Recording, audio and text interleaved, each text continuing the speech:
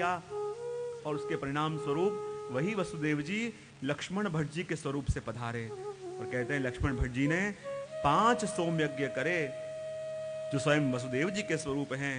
और कहते हैं जहां 5 सोम यज्ञ हुए और वो एक दिन सो रहे थे और जहां सो रहे थे तो स्वप्न के अंदर ठाकुर जी पधारे और ठाकुर जी ने पधार के आज्ञा करी कि देख अब मैं तुम्हारे वहां प्रागट्य लेने वाला हूं और जो बालक तुम्हारे वहां प्रागट्य लेगा वो और कोई नहीं स्वयं मैं हूं, इनको इतनी वस्तु देना।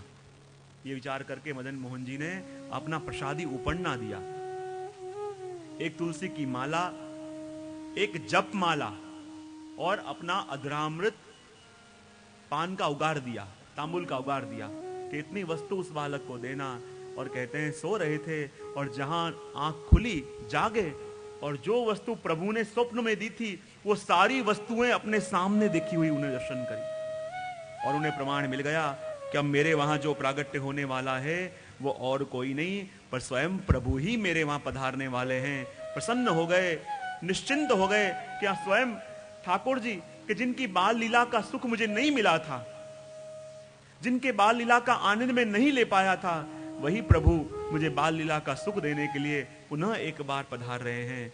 और दूसरी पंक्ति के अंदर अब आख्यान प्रारंभ कर रहे हैं और गोपाल दास जी गाते हुए कह रहे हैं गाय श्रुति गुण रूप निस धरि जान विचार आनंद रूप रूप सुंदर पामे नहीं कोई पार। गाय श्रुति गुण रूप निश धरि ध्यान विचार आनंद रूप अनूप सुंदर धरि ध्यान विचार। गाय श्रुति गुण रूप अहरनिश धरी ध्यान विचार आनंद रूप अनूप सुंदर पामे नहीं कोई पार। दूसरे आख्यान का प्रारंभ किया और कह रहे हैं गाय श्रुति गुण रूप अहरनिश, ये वेद की ऋचाएं जो नित्य प्रभु का गुणगान गाती रहती हैं, वो प्रभु कौन है? धरी ध्यान विचार आनंद रूप अनूप सुंदर पामे नहीं कोई पार। पहली पंक्ति के अंदर आगे गान किया प्रभु के सुंदर गुणों का, लेकिन यहां चिंतन किया गाय श्रुति गुण रूप अहरनिश। पहले रूप गुण कहा और अब गुण रूप कहा। क्यों? क्योंकि ये मार्ग तो स्वरूप आशक्ति का है।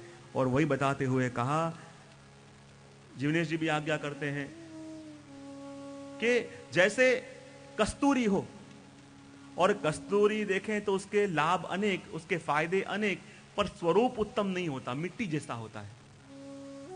तो किसी के अंदर गुण है तो स्वरूप नहीं है, किसी में स्वरूप है तो गुण नहीं है।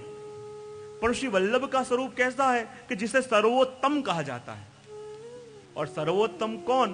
कि जो सर्व में उत्तम, सर्वदा उत्तम और सर्वत्र उत्तम।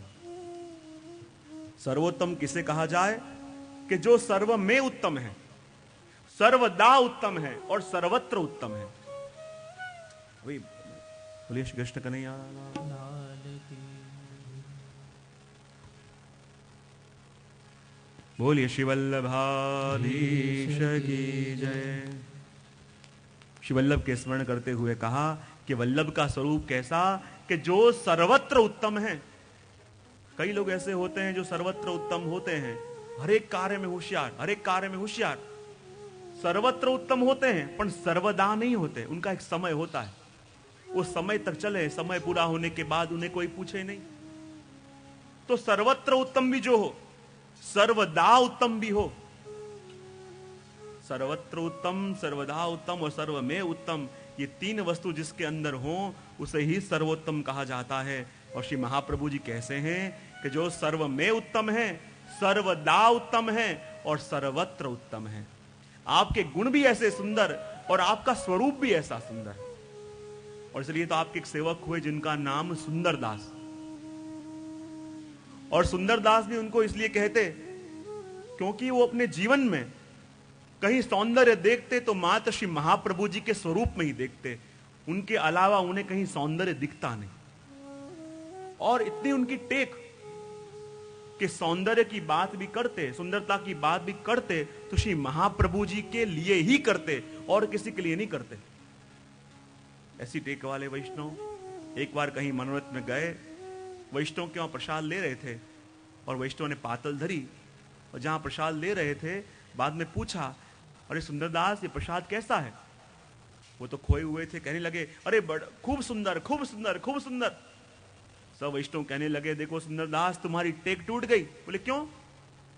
तुम तो आज तक पूरे जीवन पर्यंत जब भी सुंदर शब्द का उपयोग करते तो श्री महाप्रभु जी के लिए ही करते, पर आज जब पूछा कि प्रसाद कैसा है और तुमने कहा अति सुंदर, यानी तुम्हारी टेक टूट गई।